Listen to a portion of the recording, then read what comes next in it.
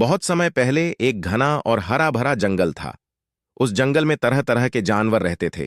कुछ बड़े, कुछ छोटे, कुछ चालाक और कुछ भोले। वहां एक हाथी गजेंद्र, एक बंदर चिंटू और एक खरगोश मोटू सबसे अच्छे दोस्त थे। तीनों का स्वभाव बिल्कुल अलग था। गजेंद्र हाथी बहुत ताकतवर लेकिन थोड़ा धीमा और गंभीर स्वभाव का।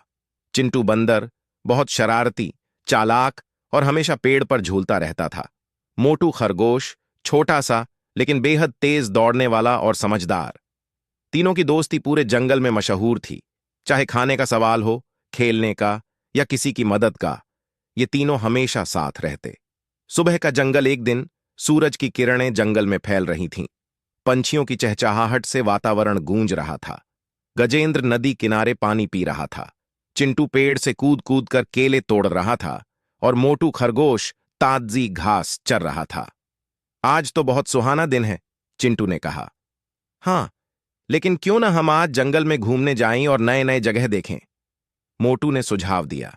गजेंद्र ने अपनी लंबी सूंड उठाकर कहा, ठीक है दोस्तों, आज का दिन सफर और खोजबीन का होगा। सफर की शुरुआत तीनों दोस्त जंगल के गहरे हिस्से की ओर निकल पड़े। वहां पेड़ बहुत ऊंचे थे। सूरज की रोशनी भी मुश्किल से नीचे पहुंच पा रही थी। जगह जगह रंग बिरंगे फूल खिले थे और तितलियां मंडरा रही थीं। चलते चलते उन्हें एक पुरानी गुफा दिखी। वाह, ये गुफा कितनी रहस्यमयी लग रही है, चिंटू ने कहा। लेकिन शायद ये खतरनाक भी हो सकती है, मोटू ने डरते हुए कहा।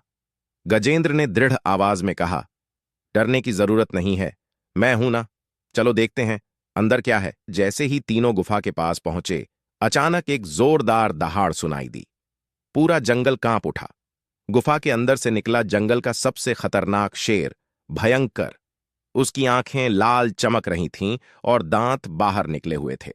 उसने तीनों दोस्तों को देखा और गरज कर कहा, आज मेरा खाना खुद चलकर मेरे पास आया है।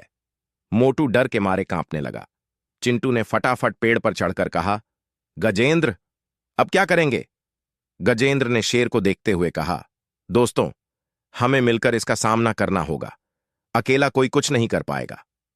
समझदारी और हिम्मत चिंटू के दिमाग में तुरंत एक योजना आई। उसने पेड़ से आवाज लगाई, मोटू, तू अपनी तेजी का इस्तेमाल कर और शेर को इधर उधर दौड़ाकर थका दे। मैं ऊपर से उस पर हमला करूंगा। गजेंद्र, जब मौका मिले तू अपनी सूंड और ताकत का इस्तेमाल करना। मोटू ने हिम्मत जुटाई और अचानक जोर से छलांग लगाकर शेर के सामने आया। ए शेर, अगर हिम्मत है तो मुझे पकड़ कर दिखा। शेर गुस्से से दहाड़ा और खरगोश के पीछे दौड़ा। लेकिन मोटू इतनी तेज दौड़ा कि शेर हांफने लगा। तभी चिंटू ने पेड़ से झूलकर शेर के सिर पर नारियल गिरा दिया। धप! नारियल सीधे शेर के माथे पर लगा। शेर और भी गुस्से में आ गया। तभी गजेंद्र ने मौका पाकर अपनी लंबी सूंड से शेर को पकड़ लिया और जोर से झटका दिया। शेर दूर जाकर गिर पड़ा और जोर से चिल्लाया। शेर हारकर भाग गया। तीनों दोस्त खुशी से झूम उठे।